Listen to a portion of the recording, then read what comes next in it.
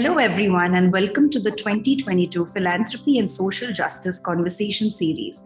These conversations, with a diverse set of extremely inspiring changemakers, are helping to strengthen the understanding of how philanthropy can push for systemic structural change in our society. I'm Urvi Shriram, and I lead the Center of Philanthropy for Social Justice at the Indian School of Development Management. In today's episode, we are joined by Puja Marwaha, the CEO of CRY, Child Rights and You, to better understand how a rights-based approach leads to social change that is sustainable and permanent, how it empowers communities to take charge of their own lives, and how philanthropy can better support participatory models of solving for social problems. Puja has been with CRY since 1994. She is passionate about social issues surrounding children and is creating an organization that aims to foster a firm belief in every person's potential to bring change for children. She's also an Aspire India Fellow, a board member at Vani, and is on the academic advisory boards of XIBM Bhubaneswar School of Sustainability and XISS Ranchi School of HR. Thank you so much for joining us today, Puja. Thank you, Urvi. Absolutely my pleasure. Firstly, Puja, just want to, it would be great to know what drew you to the work that you're doing and what inspires you to keep going at it. So, very much in short, I had fairly privileged, I would say, by India standards upbringing. And I think my moment of actually realizing or sort of getting in touch with the inequity that existed in India happened when I was doing my master's. And as part of that course, we had to serve in a rural community. And it was, I think for me personally, a huge moment of actual discovery of this inequitable, such a different India where people were treated so differently, had access to such a different level of any services whatsoever.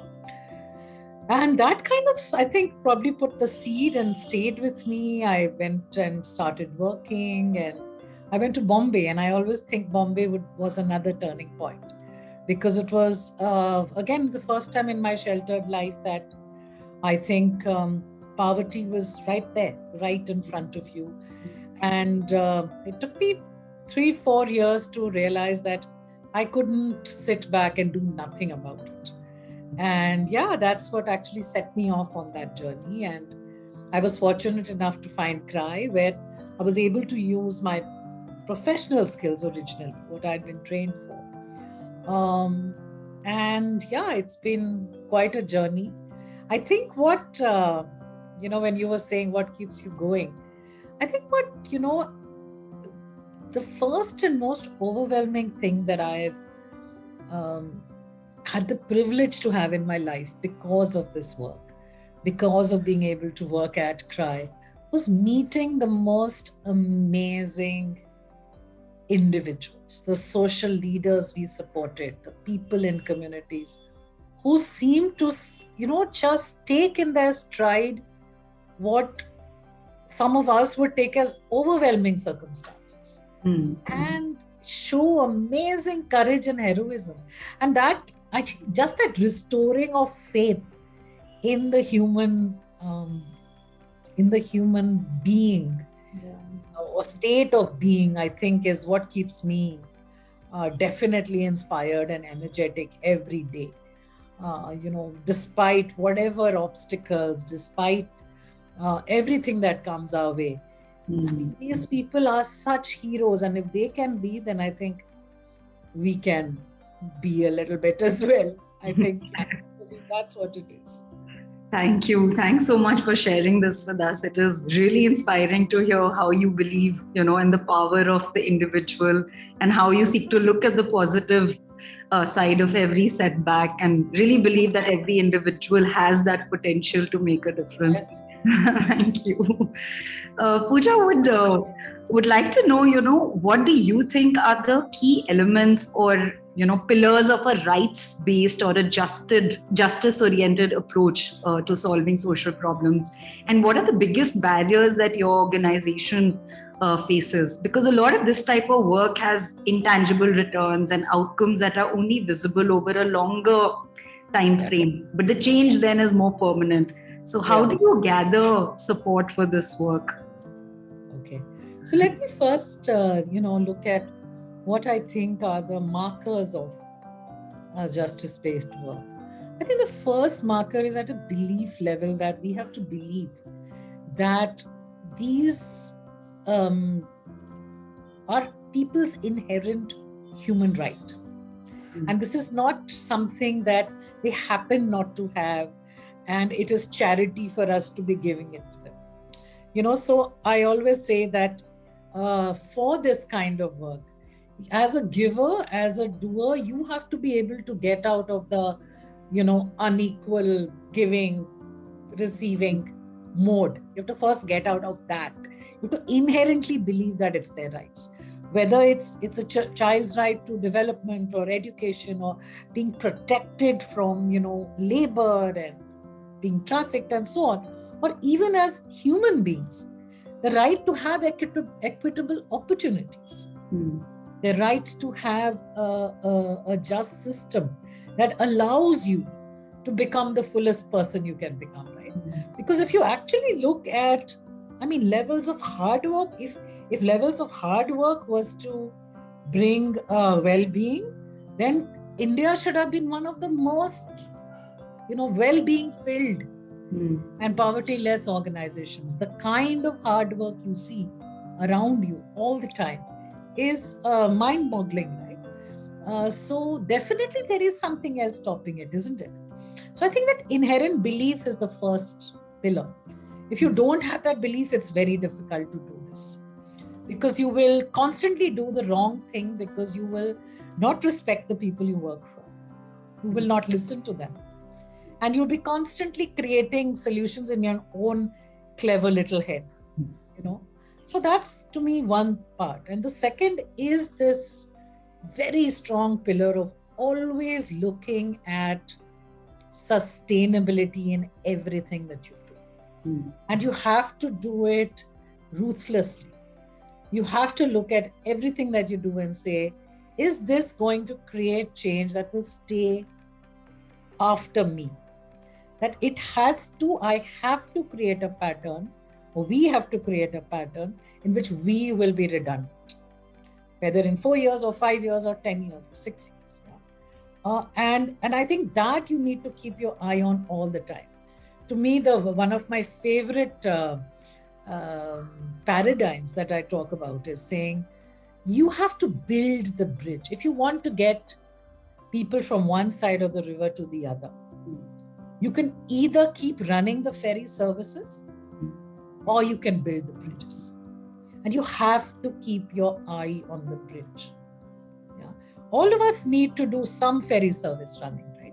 If there's absolutely no school, we may have to run that school for some time.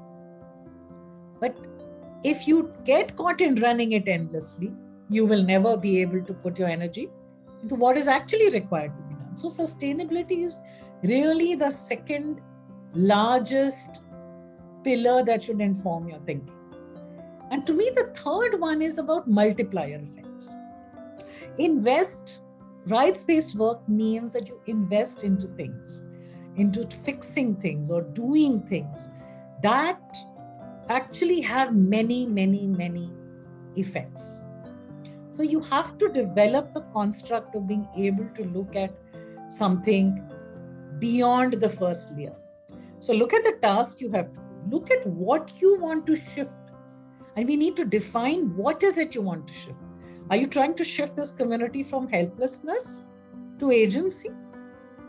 Are you trying to shift the child from not wanting to be in school to understanding that education will change her life? What is it you want to shift?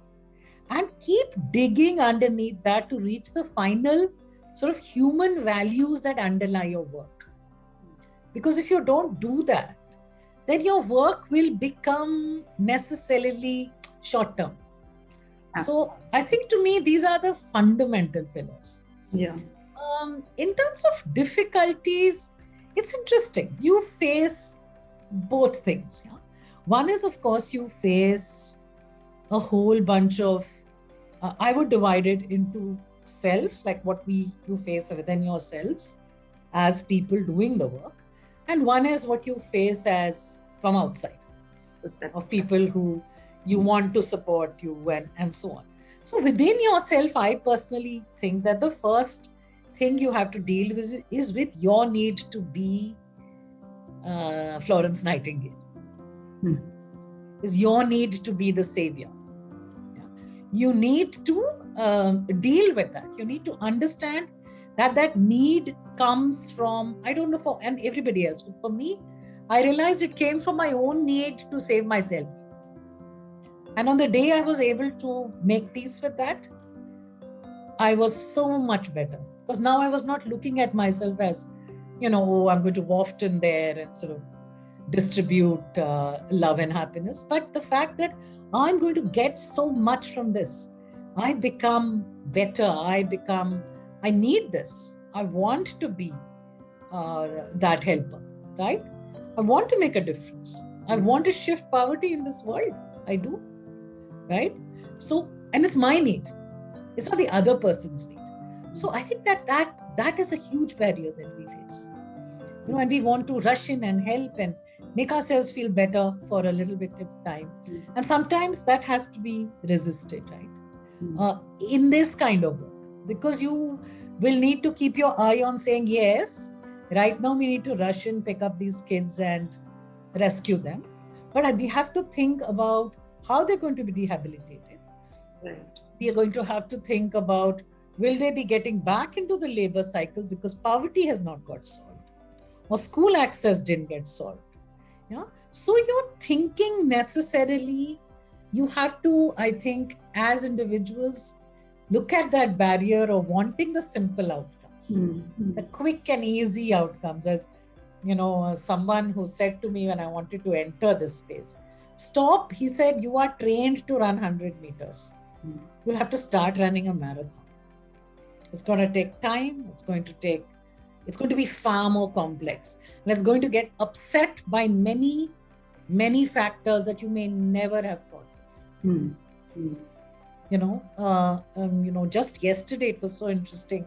I met some young women who run a period, they call it, what do they call it? I can't remember now, but whatever. It's about period justice for menstruators. And they talked about how they had not realized they were, distributing products and there was zero pickup in one community, zero. And they were like, how does that happen? At least you get a 50%, 40%, zero. And they realized that particular community don't wear underwear of the classic type. So they can't use the classic pad that is being distributed. If you don't know that, it can upset your work, right? So I think that patience or building that, I would say almost muscle of being able to keep at it, knowing that many, many things could upset, that you need to try again. So that's one. The other one, I think, is the similar thing in other people. Other people's requirement to see instant change. Other people's requirement to see what I call, little girls with kela choti and ribbon. If I don't see a class shining happy children, I won't support the work. Yeah, I will say why, for example, we have had a lot of problems with us saying to people, don't rush in there and give the school a cooler water cooler if it needs one, right? There is a budget for it. Sit and work with that school's authorities, with the principals, with the education department to ensure that the budget that has been allocated for that cooler gets utilized, gets asked for, right? We find in our work that most people, actually running schools or hospitals or ICDS centers or any work, are actually poor things are totally unaware of what all resources are available. And just covering that work gives you like so much effect. So when I say multiplier effect, and I sometimes think maybe, if people understand that language, which is the language of money and impact, and how many children will it impact, you can actually do the math. The 1 rupee you put into rights-based work goes so far. It stretches so far. Imagine if you put that 1 rupee into reviving a school, or you put that 1 rupee into educating a child. You educate child, that one child will get educated. You put it into reviving the school. Not only does that school cover maybe 2,000 children, but if its authorities have changed or understood what all can be done, if it's the parent community there has understood how they can play a role in the school, this is now set for the next 2 decades. Absolutely. So if you actually calculate, you can actually calculate. Every rupee goes so far. People ask us actually that most people get shocked by how small we are in terms of pure income size. We say we can do 400,000 children directly and another 6 lakh indirectly because of the rights-based approach. Because that money goes into it meets other money, it activates other money and other resources. That's what it does. It activates a whole bunch of other potentialities, both in terms of budgets, money, potential of district officials, potential of school teachers, duty bearers, everybody, parents, right? Yeah. So it's a different mindset. And that's the exact barrier that you face. That people say, oh, but this is so invisible. Oh, the school still looks miserable. And there we are so happy because we got an extra teacher for that school after 4 years of fighting. Or we managed to get a separate toilet for children, girl children. That we know is a huge win. Right? No, thanks, Puja. Thank you for explaining it with such, simple examples. These are very complex sort of issues that we are studying, but I really like how you've really, explained them with real life examples, that how a rights-based approach, leads to permanent change, even though you may not see very visible results or very measurable results in the shorter term. So one of the goals at the center is also, to help shift the narrative in philanthropy to place, social justice and rights-based thinking at the center of all the giving that's happening through developing research, evidence, tools, and practices that help advance this field of work. But the question of what is social justice philanthropy really, what are the essential characteristics that, differentiate it from traditional giving, are areas which remain debated globally, and we're also just trying to understand these better. Absolutely.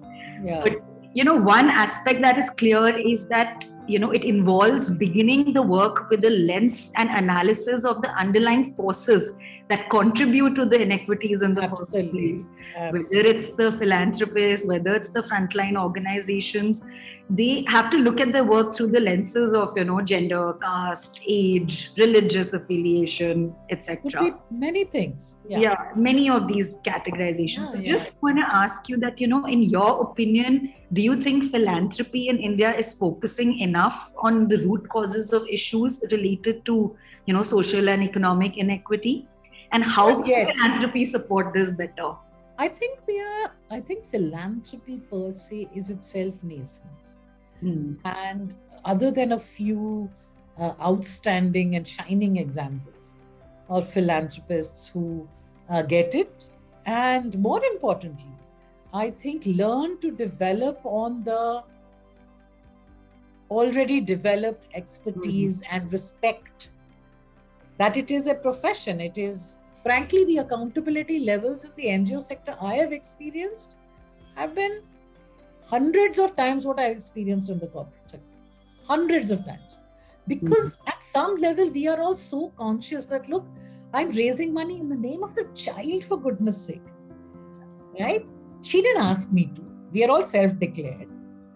So I owe it to her to be as efficient as I can be. I owe it to her to be accountable for every action, to measure and be right and get things right? I can't afford to get things wrong. It's not that, I have a line of business I started, it didn't work, and you know what, I write it off. It's not possible, right? I can't do it. So I think to me, that is what I would love to see changed. I would love to see that respect grow for what people do when they're sitting in their communities. And that they don't need to be told what to do. I mean, we can't just constantly design for them. I mean, look at the whole concepts of participatory evaluation, which in India have been so beautifully spread actually with the help of Praxis and, Priya and Pradhan and so many organizations, where you bring in communities into understanding the real issues, into digging. And I would say, Urvi, being realistic about which ones you can deal with and which ones you can't. Right? Gender is going to be a very long fight. Caste is going to be a fight because it got created over centuries. How much time is it going to take for us to be able to deal with it? Because like my work with caste tells me that the issues are inside people's hearts. It is inherently people believing that I am not worth being called human. I do not deserve a wage. I actually am born to be enslaved and to do this work without complaining and without money. Right? It's so deep, the belief that's the fight that you have to change anything about it in caste. So I think for us to constantly be able to, and I think that's what probably makes it difficult for philanthropists, right? Because it's going to be so slow. And maybe the answer lies in us being able to look at a combination of what is the work that is required to transform deep-rooted attitudes, and what are the practices that we can put in that will help us create better practices. So you do the change at both levels. You create better practices like affirmative action, like reservation. Those are practices, but they're not addressing the underlying belief that, people from a lower caste are just stupid, or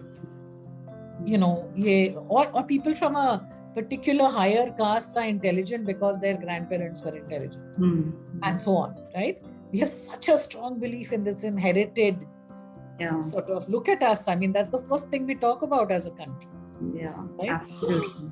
I mean, I always remember people's reaction to Dhoni. It was never saying, what an amazing cricketer. What they said was, he's the son of a pump operator. Hello? I mean, has any of us even talked about who Sachin Tendulkar's father was? No. Right? That's caste. That's class in this country, right? Yeah, absolutely. So you're right. I mean, for philanthropists, I think one is it is upon us to ensure that knowledge is built about why things happen a certain way. Two, that there are no silver bullets. There are too many of us, our sector, going around offering people silver bullets. I have heard this. Somebody once convinced a very big philanthropist saying, you can stop 90% of child trafficking in this country if you address 6 railway stations. Right? Or somebody going and saying, the one thing that's going to change everything is if we can get every child into preschool.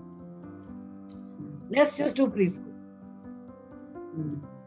Without understanding or addressing any realities about that child's family, parents, livelihood. How are you going to do it? But I think it is for us to also offer to people that you will need to take your time to understand these solutions, that these are complex, that they are multifaceted. That I always say to people, you come and tell me, what is CRY done in child labor? I say, okay.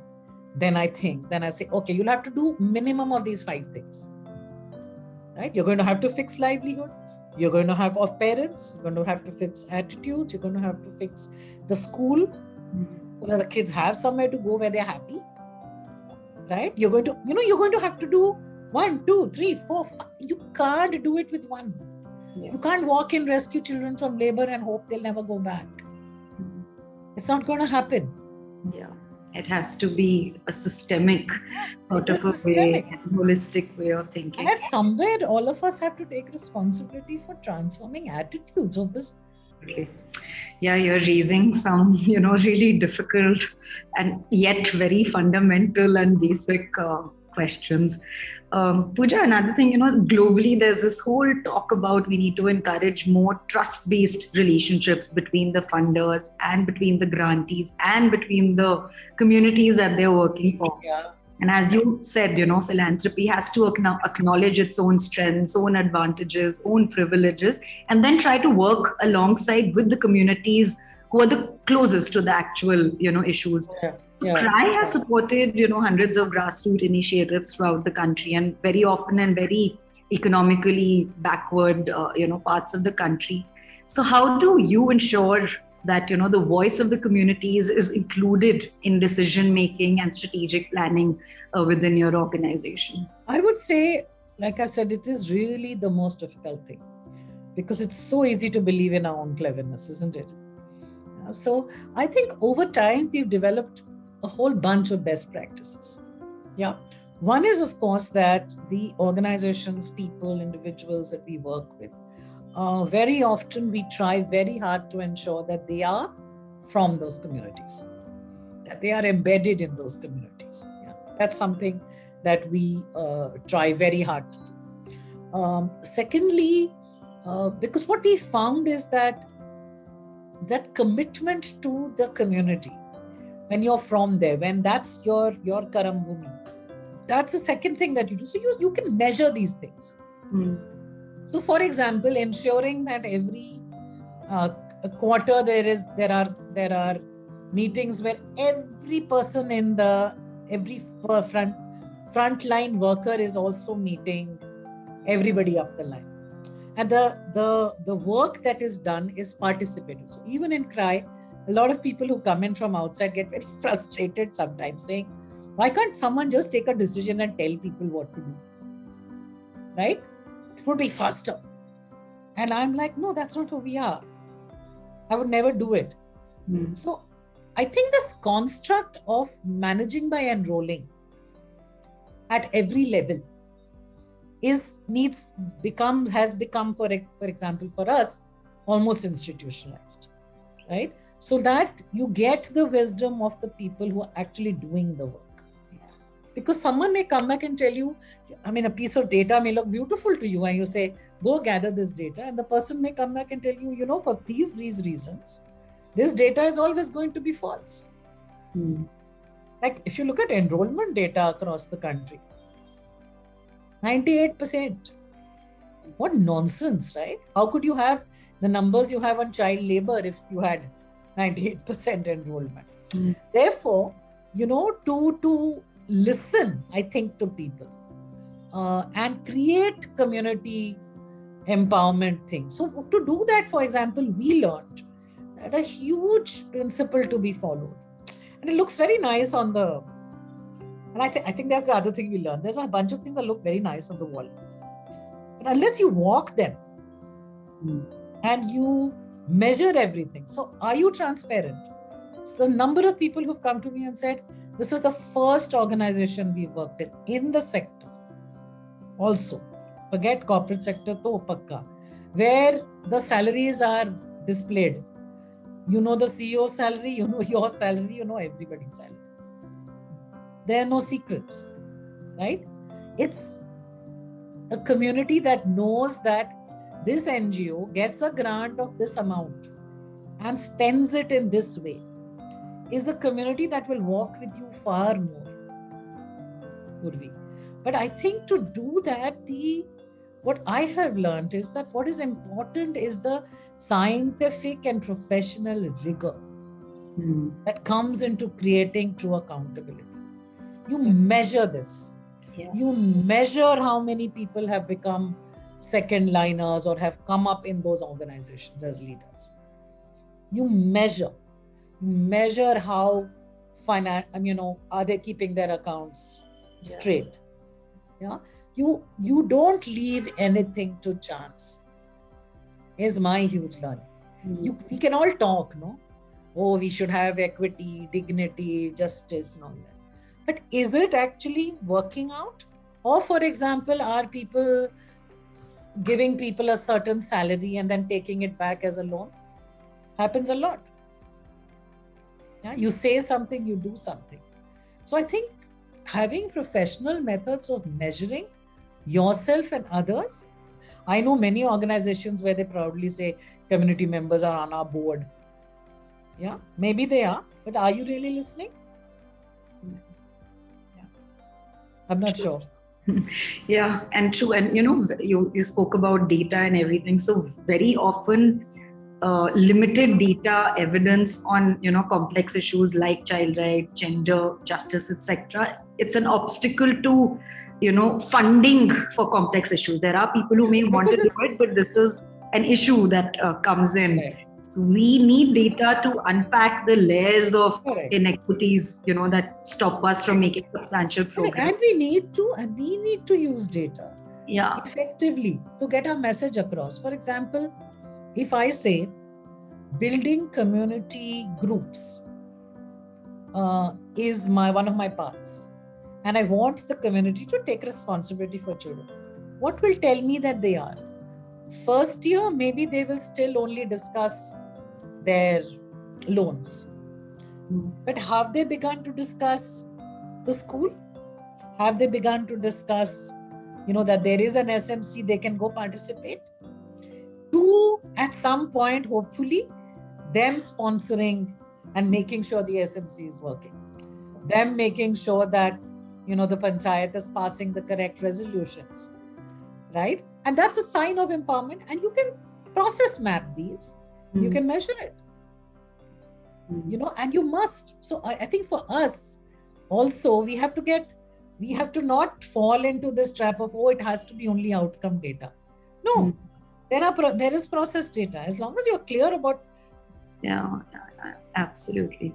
Lastly, Puja, just want to, end this conversation by asking, do you have some, not silver bullets, but some action steps or advice that you can share with us on how philanthropy and civil society can play a critical role in ensuring that the youth, especially the children of the country, are able to reach their full potential, irrespective of, the social categorization that we spoke about, caste, class, gender, and how our demographic dividend really becomes the true strength of the country in future?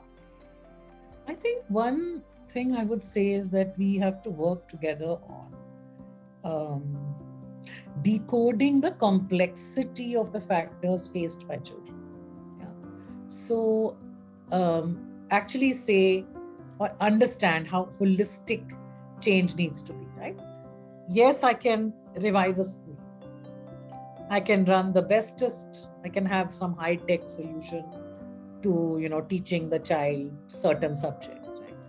But if I don't resolve nutrition issues, right, the child is not going to be able to absorb. So how do we build the knowledge around the issue that we are dealing with? Yeah. Is I think a crit. I think the other thing is to be relentless about questioning. So question people if they have prejudices.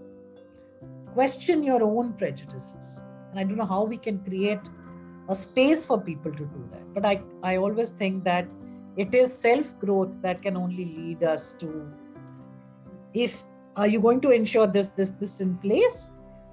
Ask those questions and ensure that you support work that talks that language. And just be focused on, I think, the bridge analogy. If you were going even one step further and saying, we need to ask, why are people falling into the river in the first place, right? Yeah. But those can sometimes be overwhelming. So I think, to me, that's the last thing that I say to people. Stop believing that poverty is impossible to beat. It's not. Look at the data across the world. What the number of people that has fallen, of people living in extreme poverty, right? It is possible to change, and it is being changed. So stop, getting into the, I think of nothing is going to change, it's only going to get worse. No.